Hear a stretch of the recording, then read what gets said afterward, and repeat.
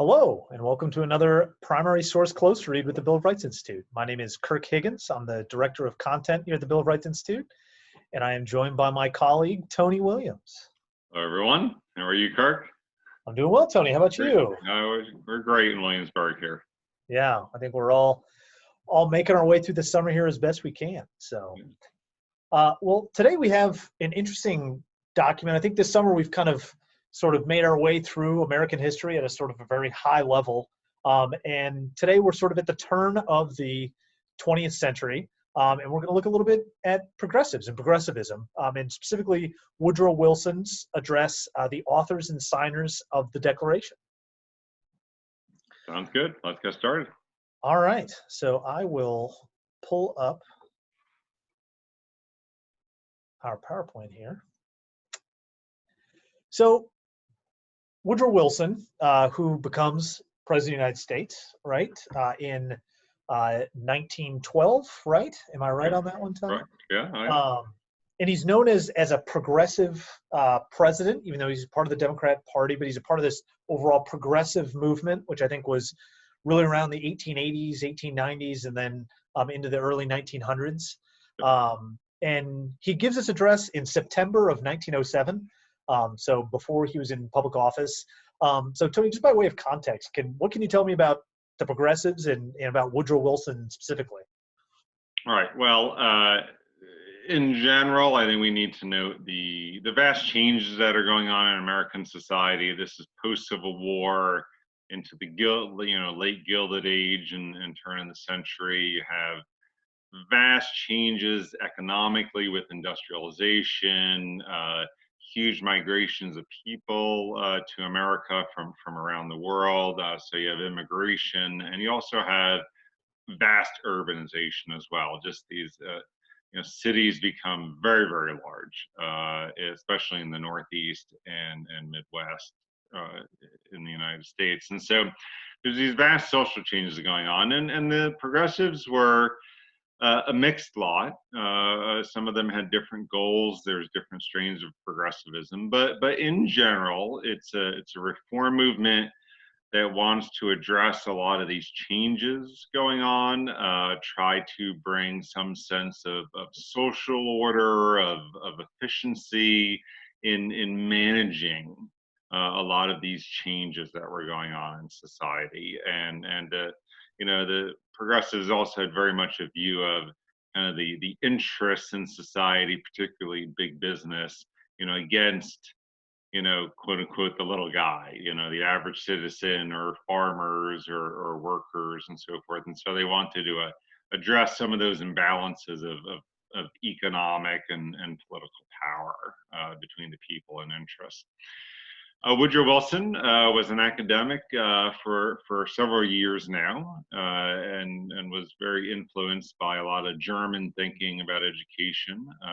And he is the president of Princeton University right now, and he'll soon become, in 1910, the governor of New Jersey, and launch a pretty audacious progressive program there, and then, as you said, become president in 1912.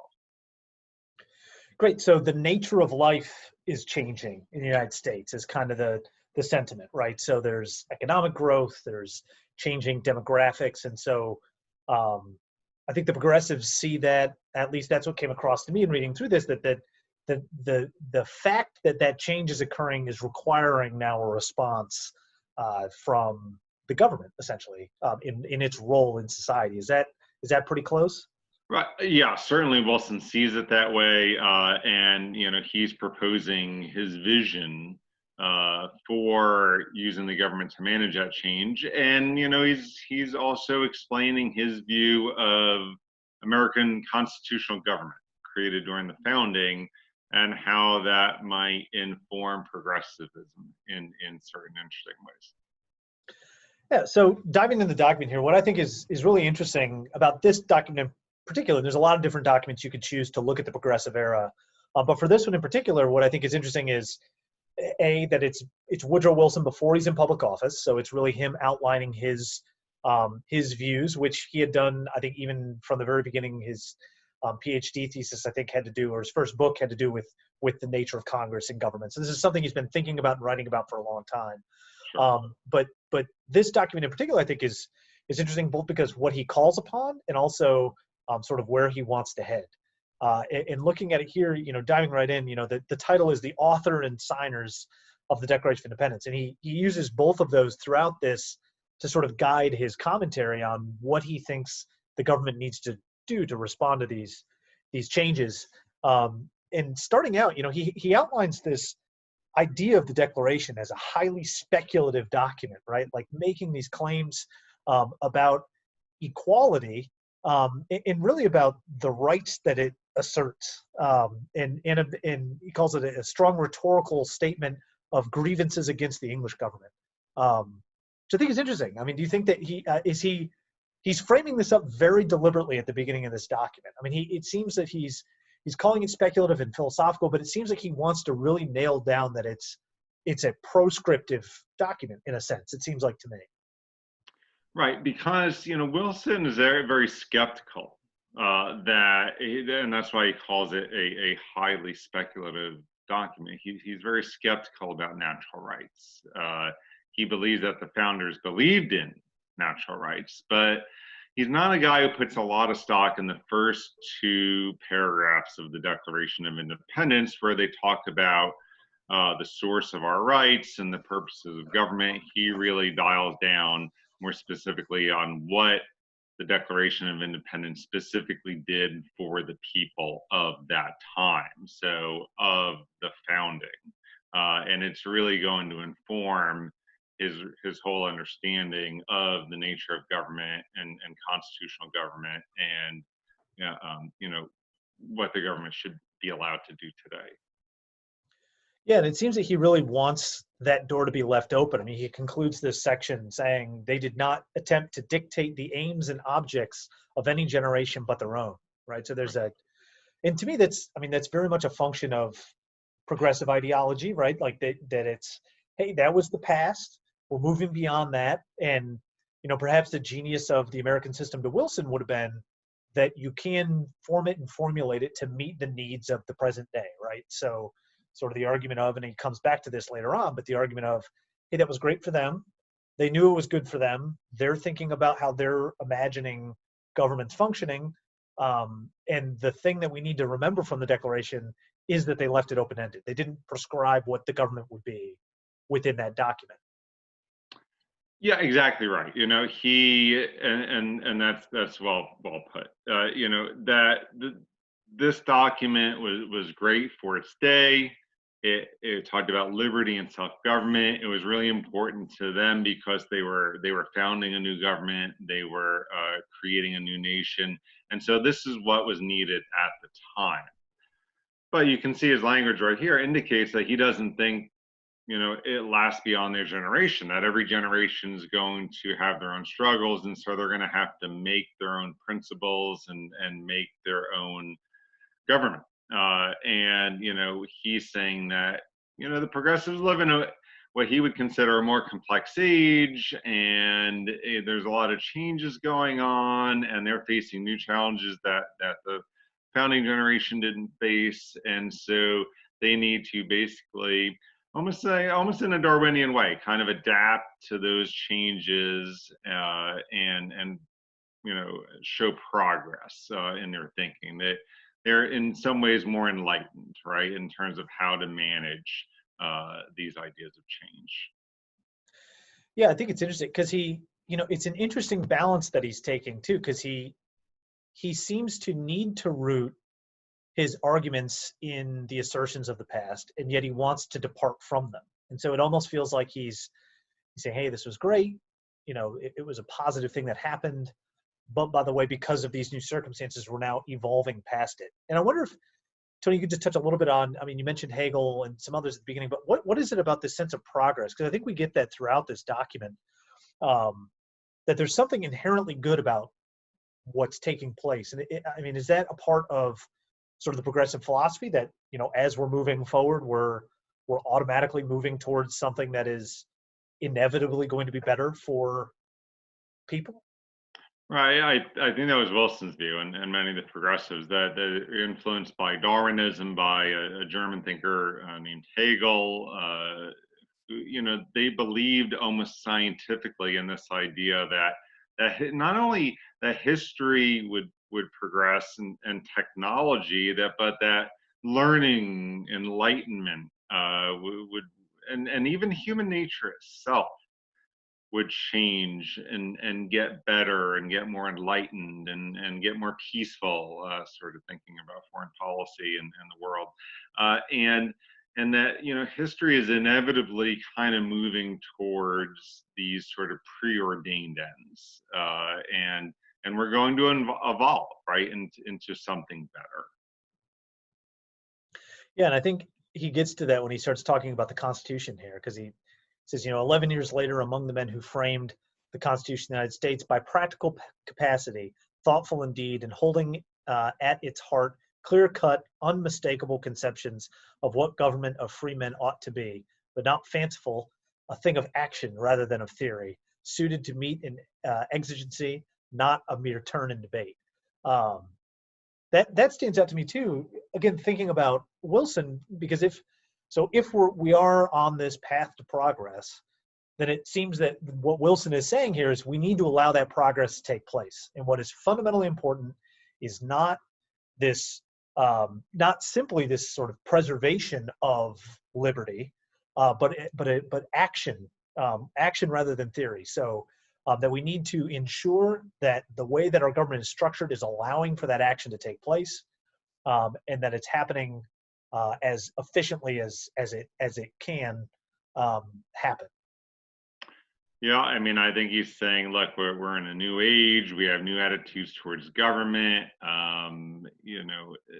They did things that were great for their age, but we have new challenges, and so we need to be men of action too, and not just look to the past, but even reshape the institutions themselves. Create new constitutional structures, new relationships between the branches of government. We need to use our enlightened understanding of politics and of political science to manage this change, and like I said, to reshape the institutions to meet the challenges, the exigencies of the day. Yeah, and he goes on to say that too. He says, we stand, the situation in which we stand is in many ways more difficult than that which they attempted. Right, the remedies to be applied left less obvious to our choice. Right, so that's the complexity that you're talking about. Right, like the world in which we operate now is more complex again because of this change in situation, the urbanization, the growth of population, the increasingly complex economic environment that these individuals are now living in. And it's interesting too, he seems to be arguing against somebody that's not in the room, because he says, we owe it to them, so that's not an empty eulogy by sincere flattery of imitation. It seems like, are there, I guess, what do you know about people who would have been pushing back against this kind of move at this time? Are there people who are saying, hey, this is a radical move that's going to impinge on liberty, or what might have been, what's he trying to, what other arguments is he trying to assuage there? Yeah, I think that, the people who adopted more of the Lincolnian view of preserving the constitutional principles and the timeless kind of eternal principles of the founders of the Declaration of Independence and Constitution, there's still many of those believers around. And so I think he is arguing with them. I think he's really arguing against just those who would stand in the way of change, those who would stand in the way of progress, right? I think he is subtly addressing his critics who would be hesitant to adopt these changes and to adopt these new ways of thinking, or even new kind of government structures and ways of doing things. He's pushing society towards progress. Yeah, and in that progress, he seems to come back to individual liberty as being the thing that was at the core of the American Revolution. He says that here, that what the principle of the American Revolution was. It was the principle of individual liberty. So that seems to be the core at which, government is aiming to. It seems to me, though, advance, as opposed to, because you used the word preserve when you were talking about sort of the Lincolnian view.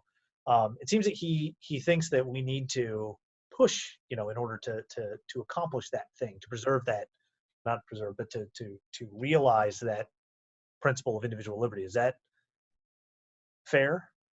Yes, but I think he's even going more than that. I think what he's saying here and in the next few paragraphs is that, yes, the founders believed that individual liberty was the core principle. Yes, they believed in self-government, one of consent, one, primacy to the legislative branch. But I think what he's really getting at is that was great for the founders. That was great for their generation. That was great for a simpler agrarian time.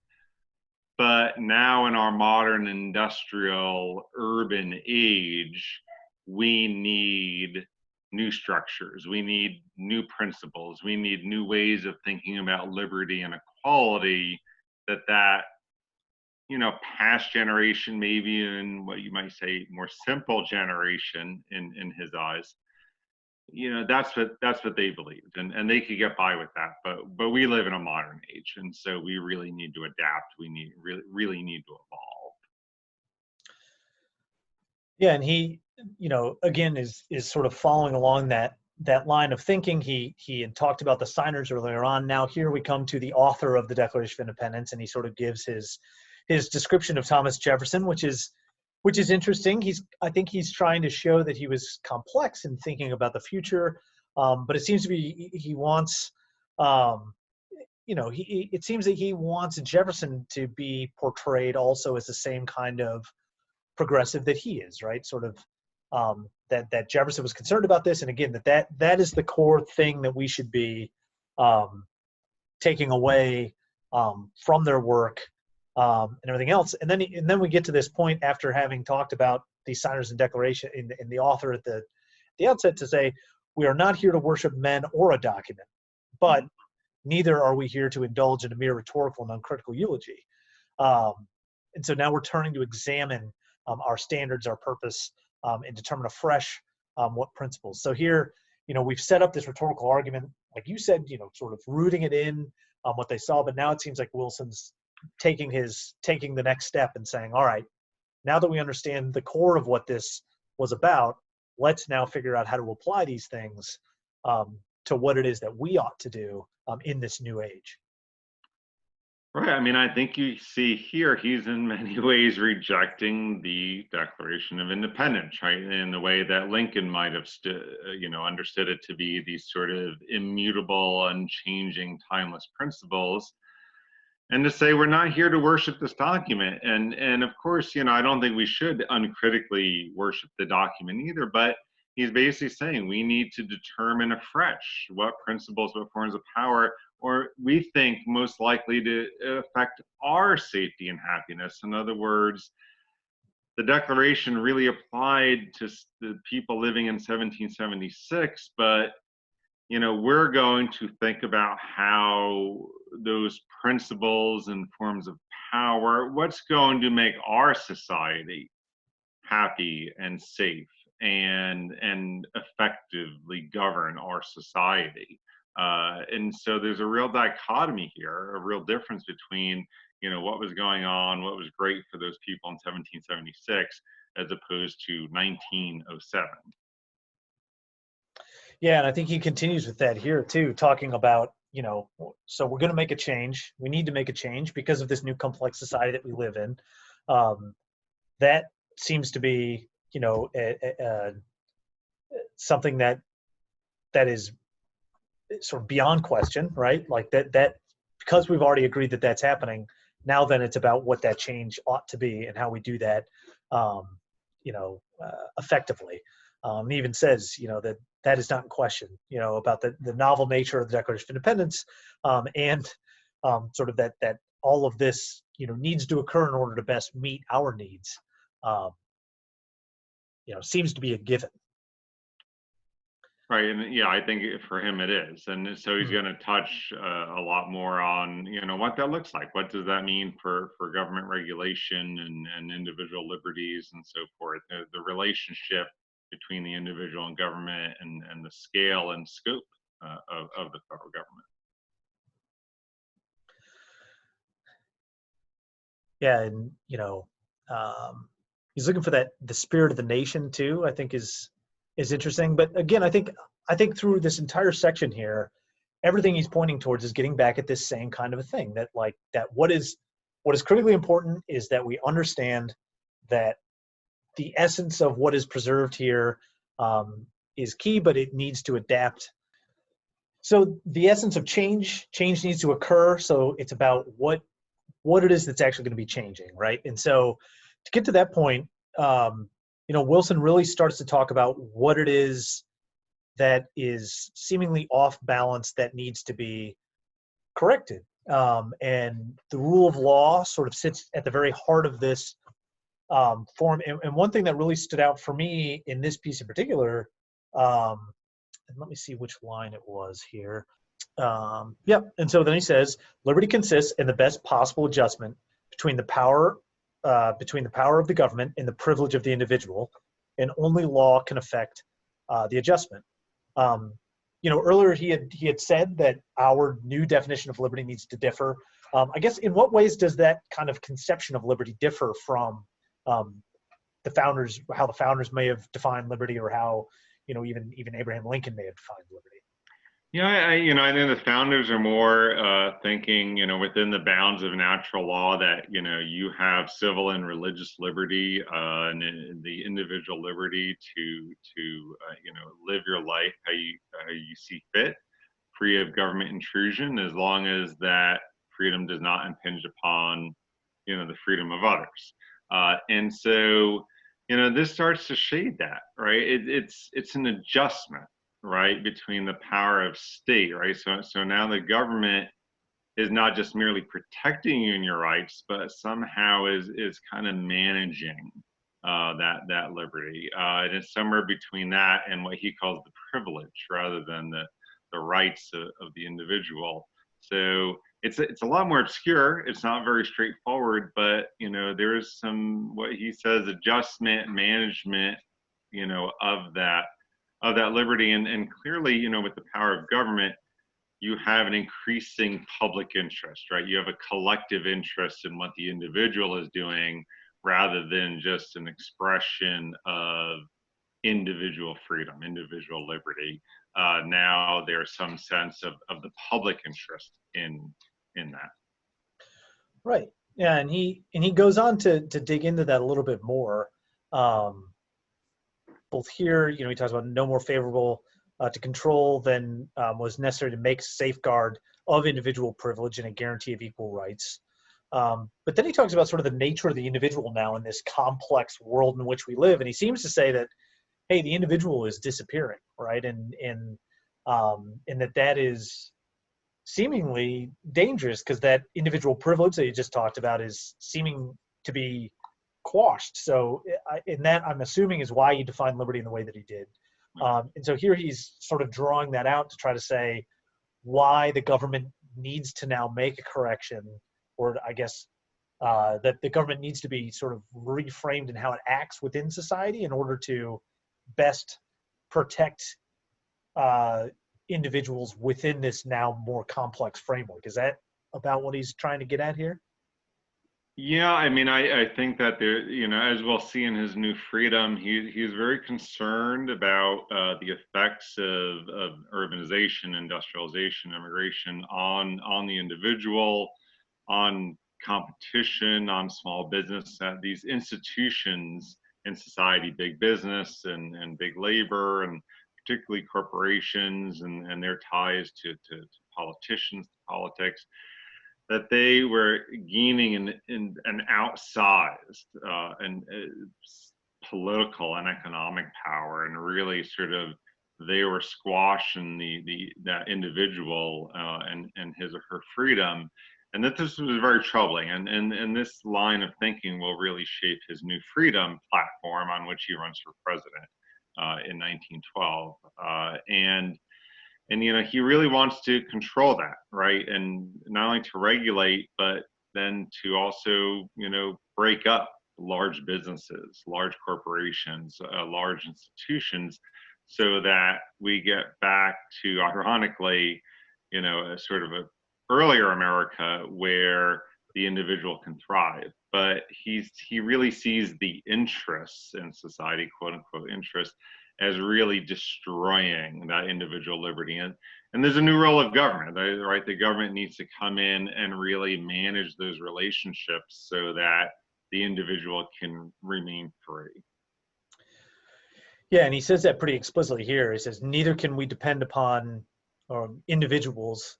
They are now too minute and weak. So, I think above that, this is where he's outlining corporations, the morals of business and of law.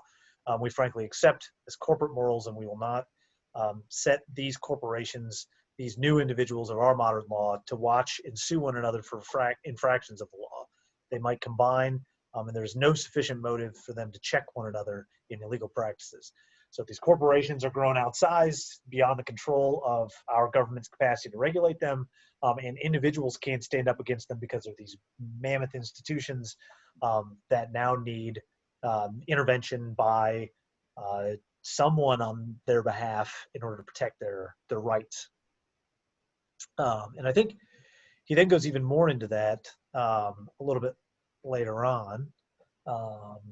Actually, here, this is an interesting spot where he says, talking about returning to our old standards, strange and altered day when all the face of circumstances seems changed and nothing remains as it was in the time when government was hopefully set up. Can we return, right? So here he's saying, like you just said, like by involving us in more of these regulations in a way that is thoughtful and useful and run by people who know how it is that they can do this, then through that sort of more careful, professional, maybe is the way to think about it, form of government, we can sort of put in protections that protect us from these corporations, which would otherwise just completely demolish the individual completely. Right. I think he envisioned not only a new scale and scope of the role, especially of the federal government, but also, a different government, sort of a changed, reformed government in which, the old principles, and he would think of them old and kind of outdated principles of separation of powers, of checks and balances, of the primacy of the legislative branch and so forth, that these things are kind of outdated, right? Even sort of popular consent and just representative government. He really thinks that instead that there was an emerging kind of national will, a national outlook emerging among the people, and that it was really the role of the executive branch, particularly of experts, of scientific, of academic experts in the executive branch, whether in their regulatory agencies or just administrative agencies, or what we just might simply call the bureaucracy, to determine what that national will is. And he would see that national will of one of reform, of one of desire to kind of regulate and control the interests in the public good, in the public interests, and that this new way of doing government, a new this new regulatory state, if you will, was going to be a new way of doing things, right? And was going to be able to control and manage society and the economy and all of these complex relationships in society in an efficient way, in an orderly way, one that would cut down on conflict, cut down on political and economic manipulation and monopoly. It was going to bring America into a new age, really. Yeah, and he touches on that here, talking about having, I think he calls it it is the task of finding the individual in the maze of modern social, commercial, and industrial conditions, finding him with the probe of morals and the probe of law, right? So I think he's pointing to, we now have the capacity to do this, and our goal is to get it so that people are responsible for their actions once again. And he's warning about what the loss of the individual would be. But here he really is hitting right on what he sees, I think, is the problem, right? The elaborate secret manipulations by means of which some of our so-called financiers get control of a voting majority of the stock of a railroad or manufacturer. And it goes on to affect a lot of people, right? So I think he's essentially saying these corporations that now exist, these big businesses that exist, the decisions they make have significant impacts on life broadly for many, many people, and so they need to be held responsible if they're taking actions that are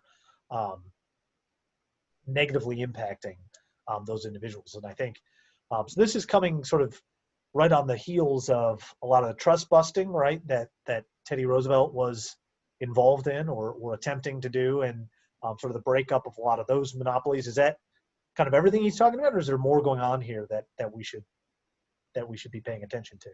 I mean, I think the context you mentioned is really important, right? You start to have the Interstate Commerce Act and you have the Sherman Act of 1890. I mean, you have increasing regulation, a lot more regulatory agencies created during Roosevelt administration in which this is delivered, and the lawsuits, the trust busting, if you will. But I even think, what he's getting at in this document is that it's even worse, because it's not just the corporations, it's the one or two sort of power brokers, the one or two real the financiers, the JP Morgans and the Rockefellers and the Carnegies of the world. They're the ones really pulling the levers here, and with their control of politics and the Senate and Congress, that they've really manipulated, everything politically and economically, and there's no way to go after them, right? They're shielded by corporations and shielded by limited liability, and they can't personally be held responsible for all the manipulative dealings going on, and so that he really wants to get at that, and really wants to find new ways, right? And because the old constitutional modes of trying to control that are just sort of outdated and don't really address the core problem, we need new ways of doing it, right? We need those new regulatory agencies. We need new laws. And when he's president, he'll get the Clayton Antitrust Act and other ways of controlling big business and regulating them. And so finding ways to break them up and really get at who's responsible. Yeah, and he says here, on line 274, 275, let every corporation exactly define the obligations and powers of its directors, and then let the law fix responsibility upon them accordingly. So, I think that gets right to the core of what he wants to do. He wants to make it so that these corporations are not nefarious, or not nefarious is the wrong word, but not anonymous groups, but show who they are, show the decisions they're making, and allow for transparency to occur. And with that transparency comes a need for the government to enforce that, again, given the complexities that he sees existing. And he goes on, the other line, coming back again to liberty, he says, there can be no liberty if the individual is not free. There is no such thing as a corporate liberty. I thought summed up what he's arguing here pretty well, and that he's trying to get at these, he's trying to use he's trying to build off of the legacy of the Declaration in the founding generation, but he's trying to improve it, right? Or what he would argue is an improvement of it, which is to say, their conception of government was too limited in a sense, and that we need to expand that role and scope for government action in order to, control, as he says here clearly, not as a superintendent. Government must regulate not as a superintendent does, but as a judge does. It must safeguard. It must not direct. So it's saying it should come in. It should weigh in on a lot of aspects of society that would have been probably seen as outside of the bounds of government action for the founding generation. And it needs to do so because of this complex world in which we now find ourselves. I mean, it's really interesting that line about there can be no liberty if the individual is not free, right? And so you'll see FDR build on this later on, right? And so there's sort of this train of thought running through progressivism, if you will, throughout the early to mid 20th century, in which FDR says necessitous men are not free, right? So if you're impoverished, if you don't have the same education as everyone, then you're not truly free. And so, and what FDR proposes is that the government's going to come in and provide positive rights for people, right? Rather than just negative liberty, it's one of positive rights in which the government is going to act to ensure that all are in fact truly free. And it's not just a matter of protecting rights, but it's determining an outcome, really, in many ways. Yeah, and it's in that vein that he concludes, the future, like the past, is for individual energy and initiative, for men, not for corporations or for governments. And the law that has this ancient principle at its heart is the law that will endure. And so what he's saying there is what, we need to be innovative and we need to be energetic, and the government needs to be energetic in ensuring that individuals are able to live freely with liberty, right? Within the nation, which I think shows pretty well, I think, what direction Wilson wants to take the government in the direction that he works to take the country after he's elected in 1912. Yeah, and he does, right? As we mentioned, the Clayton Antitrust Act and the tariff reform, which lowered a lot of the revenue coming to the government, but it was an attack on monopoly, an attack on the interests, if you will, that wanted higher tariffs. But then the government would be funded through the 16th Amendment, right, and through the federal income tax, and a number of other reforms, right? Reforms of working hours and the new Federal Reserve. And a lot of this comes to its great fruition, of course, in World War I. The governments take over the railroads. It manages the war effort. It manages information with the Committee on Public Information during the war. All of these agencies during the war are going to manage a particular aspect of the economy or of American society, and really try to institute that orderly and efficient and managed and planned economy and society to sort of achieve his end goals of a more perfect society in many ways. Great. Well, thank you, Tony, for joining me. This has been fun working through this document. I hope all of you who tuned in found this to be an interesting document that you may not have looked at before. Maybe you have, but I do think it's really an insightful one to look at for sort of seeing Woodrow Wilson's platform, sort of his views, and how it is that the progressives sort of stood on this, the turn of the century here, looking backwards, at the way that government had been handled in the 18th and 19th century towards, what they saw as a new future in the 20th century and the changes that had to occur, and how they went about articulating that and sort of grappling with some of these big questions. Great. Well, thank you all for joining us, and we'll look forward to seeing you again next time. Thank you.